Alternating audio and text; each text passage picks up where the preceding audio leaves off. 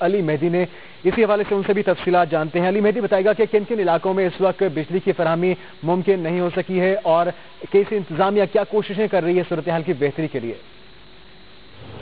جی، اس وقت کراچی میں بجلی کا بحران جو انتہائی سنگین صورتحال اختیار کر چکا ہے، کیونکہ کیسی حکام کا کہنا ہے کہ 500 kV کی جام شوروں سے آنے والی ٹرانسمیشن لائن اس وقت ٹرپ کر چکی ہے، جس کی وجہ سے KC کا اپنا سسٹم کو جو ان کا کہنا ہے کہ شدید نقصان پہنچا ہے، اور اس حوالے سے KC حکام کی جانب سے واضح طور پر جواب دے دیا گیا ہے کہ اس صورتحال کو قابو پانے کے لیے وہ کوئی ٹائم نہیں دے سکتے ہیں، جس سے آپ اندازہ کر سکتے ہیں کہ شہریوں کو کس طرح کی اذیت کا سامنا رہ سکتا ہے آئندہ چند گھنٹوں میں۔ اس کی ان کا کہنا ہے کہ کوئی ڈیٹ یا ٹائم فریم نہیں دیا جا سکتا ہے، تاہم وہ جو ہے شہریوں سے جو ہے معذرت کر رہے ہیں صورتحال کے اوپر۔ ہم دیکھیں تو بجلی کے بحران کے نتیجے میں شہر میں پانی کا بحران بھی جو ہے شدت اختیار جو ہے کر جائے گا۔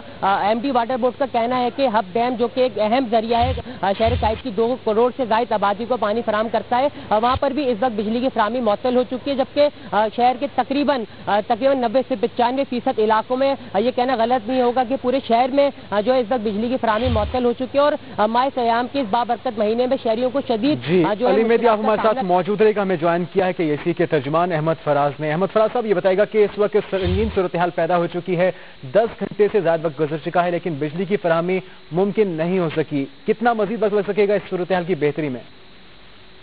دیکھیں، جو تمام صورتحال اسٹارٹ ہوئی تھی تقریباً 8:30 بجے اسٹارٹ ہوئی تھی، جس کو ہم نے 9:30 بجے بحال بھی کر دیا تھا، لیکن بدقسمتی سے 11 بجے دوبارہ ٹرپنگ آئی ہے، اور وہ ٹرپنگ دیر گئے یعنی رات گئے تک ہم بحال نہیں کر سکے تھے، بیکاز لائنز پہ موئسچر بہت تھا۔ جیسے ہی ہم ان کو لائنز کو انرجائز کرتے تھے وہ دوبارہ ٹرپ کر جاتی تھی۔ تھوڑی دیر پہلے جب ہم اپنی ان لائنز کو دوبارہ انرجائز کرنے میں کامیاب ہوئے ہی تھے تو جام شوروں کا 500 kV کا جو سرکٹ ہے، جس سے ہمیں 650 میگا واٹ کی امپورٹ ملتی ہے NTDC سے، وہ جو سرکٹ ہے وہ ٹرپ کر گیا۔ اس سرکٹ کے ٹرپ ہونے کے باعث ہمارے تمام جو سرکٹ تھے وہ ٹرپ ہو گئے۔ اب اس وقت کی سچویشن یہ ہے کہ تمام انجینئرز اس وقت مرکزی کنٹرول روم میں موجود ہیں، KC کی اعلیٰ قیادت یہاں پہ موجود ہے، تمام لوگ یہاں پہ موجود ہیں، اور ہم اب اس کو پہلے انرجائز کر کے اپنے سسٹم کو اسٹیبل کریں گے اور اس کے بعد پورے شہر کو نارمل کریں گے۔ اچھا، جو وجہ بتائی جا رہی ہے احمد فراز صاحب وہ ہے نمی میں اضافے کی وجہ سے سسٹم ٹرپ کر گیا ہے، تو کراچی کے موسم میں نمی ہونا یہ معمول کی بات ہے، اس قدر حیران کن حد تک بحران پیدا ہو جانا، اس کی وجوہات کیا سامنے آ رہی ہیں؟ دیکھیں، اس وقت کراچی نہیں، اگر پورے ملک کی آپ بات کریں تو جو موسم چل رہا ہے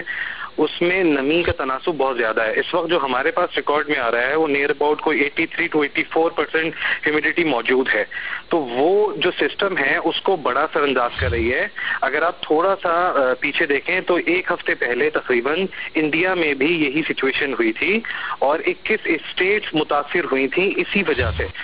اور اس کی دوسری مثال میں آپ کو دوں گا کہ یہ جو جام شوروں کی لائن ہے، جو 500 kV کی لائن گئی ہے، وہ بھی اسی وجہ سے گئی ہے۔